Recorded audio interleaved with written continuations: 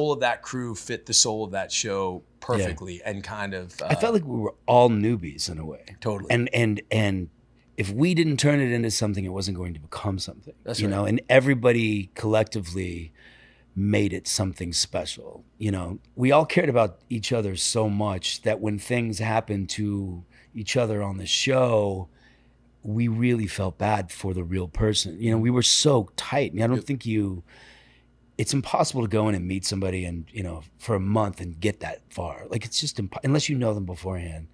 But there was something about that show that it was magic. It was lightning in a bottle. Yep. Lightning in a bottle. Yep.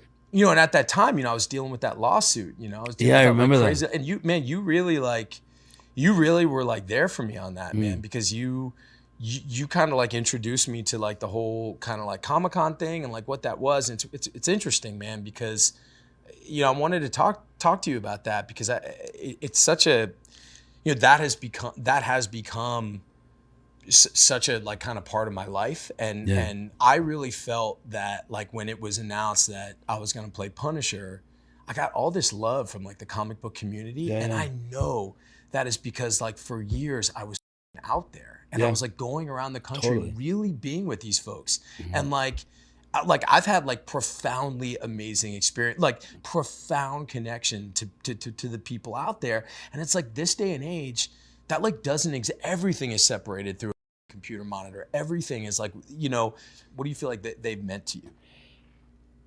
I'll admit I was a little bit of a hustler when they first started, because, you know, they're killing people on our show left and right. And we're all getting scripts going, who's going next?